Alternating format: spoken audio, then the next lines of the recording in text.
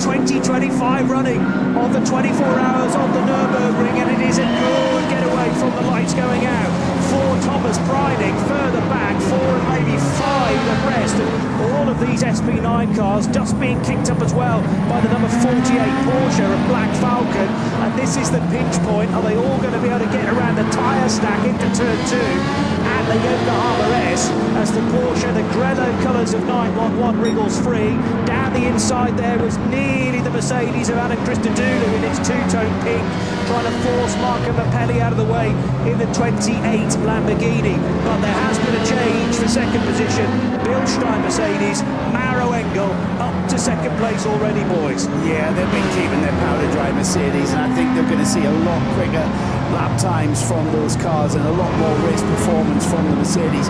Engel knew that his mission was to get onto the tail of that Grello Porsche of Preining, and he has done that. Mission statement completed. The rest of the field through the Vidal chicane, and for the first time we're about to through the Schumacher S. We're about to complete the first lap of this race on the Grand Prix track and about to go on to the Nordschleife for the very first time. How long will it be before we get inside of traffic? I think by about lap 2 usually, isn't it? And then forevermore we are going to be pressured into making those moves past the slow classes. It looks as though it's actually the 5th position Lamborghini of Marco Mappelli that is just a little bit slower than Sven Muller in the Falcon Motorsports Porsche ahead, so the gap between those two, but then behind the Lamborghini is just a big long queue of cars. The first one directly is Christodoulou. The Grand Prix circuit offers lots of opportunities for overtaking a big SP9, but once you get onto the Nürburgring, you really need to have a big pace advantage to be able to make a big stop. So, take a breath. The leading pack, those 27 cars in start group 1, are heading onto the Hatzenbach and for Hochreichen and Flugblatt. But whilst all that is unfolding at a different part of the racetrack, this is the second start group. A couple of minutes behind. Remember, their race time only begins as the red lights are extinguished and they go across the control line.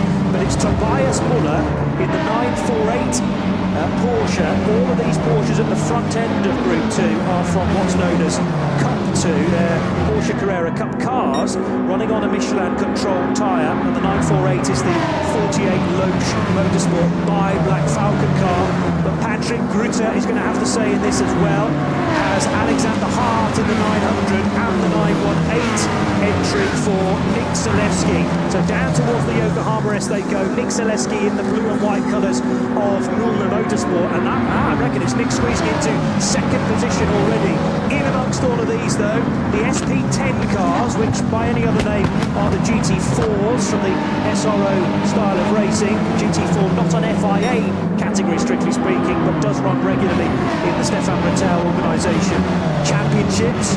Manuel Lauk is in a TCR car, so they all get a chance to start in the second group as well. But unsurprisingly, it's the Cup 2 Porsches at the head of the order, and Tobias Muller leading them into the Goodyear hairpin. It always looks a chaos, doesn't it, the opening lap of any motor race, but from the driver's perspective, all you've got to focus on is a car alongside you, in front of you and behind, so it's a little bit less frenetic than it looks from where we sit, as this looks like a Cup class, a Cup 2 class, a 992 class I should say, is what this class looks like. And I think, as ever, the sort of racing that we cover all over Europe and the world indeed, the 992 class for me is one of the, if not the most competitive classes that we look at, and we'll keep an eye on just how this one progresses. 60 cars in Group 2, so an absolutely full amount leaving the grid there, and there's a similar amount coming in Group 3 as well. Tom Coronel starting the Max Cruz Racing Cup 2 car, the 927. He also was driving in an alternative fuel car for Max Cruz, but don't get that confused because that car is also in that lead group in the 644, but it's being driven by one of the other drivers. So you have Philip Hambrecht also in the RPM going through shot, the bright green machine that is Tracy Crone's team. They didn't get very much practice in, but it's great to see them out there. They've also got a second car they're running, which is a 778, but no problem so far for our leading competitors. And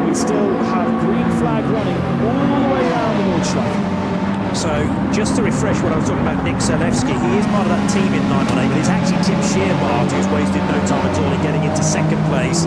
Shearbart is a regular podium finisher, and if not a winner in the Cup 2 division for Belgian squad Northern Motorsport. So Shearbart's going to be pushing Tobias Muller all the way on this opening lap within Cup 2, but also involved Dominic Fugel in the 644 alternatively fueled Max Cruiser Racing Porsche.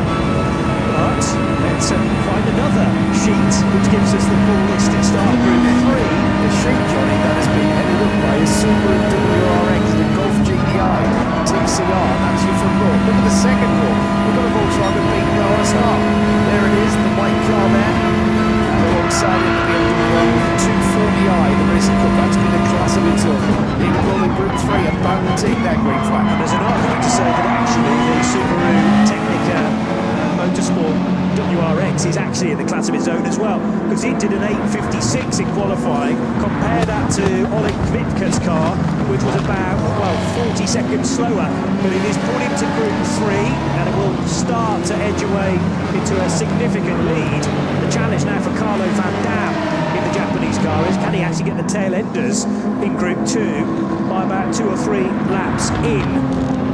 A bit of contact in the midfield there as it got very, very crowded into that first chicane. A couple of BMWs couldn't identify them exactly, but hopefully not too much damage caused. It was quite a hit, but they continue on their way. Bob on board with one of 2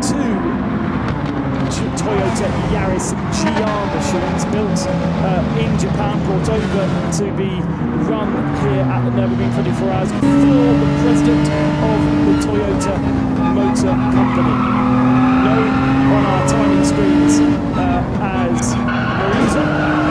His son, Mr. Toyota's son, is also part of that team. He's got 2 Super GT Toyota works drivers alongside him as well. They have 2 cars.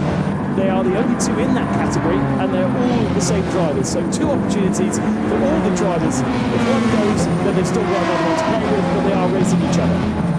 So again, a driver change for the 88 Subaru. It's actually Sasaki who's been put in for the opening stint within that 3-2-1. Still trying to identify the opening driver in the Goroyan RT by Sharkey Racing VW Golf, which is the leading compositor in SP3T. But already, after nearly a full lap of the 25.3 kilometre Nordschleife and the Grand Prix track, the race leaders heading back towards our viewpoint and the start-finish line.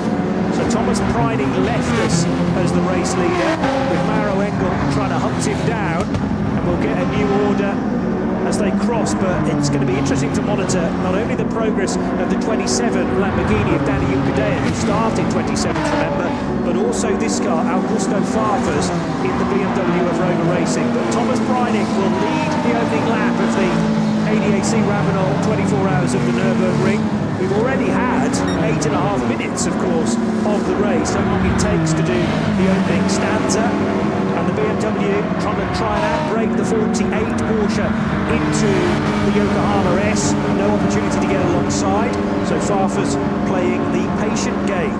133 cars have taken the start. We had 141 on the entry list. We dropped down to 140 early doors, but only ever saw 136 in practice, and 133 have started. So we know about the 16.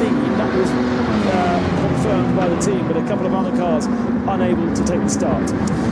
Across the line in 10th place, then the 98, that's the only BMW in the SP9 class that's holding the flag for the BMW mark, the Rover Racing car Farfus. We were in car with him for a short while there through the Tiergarten, weren't we? It'll be interesting to see what progress that car will make over the course of this race, and it'll be quite a fairy tale.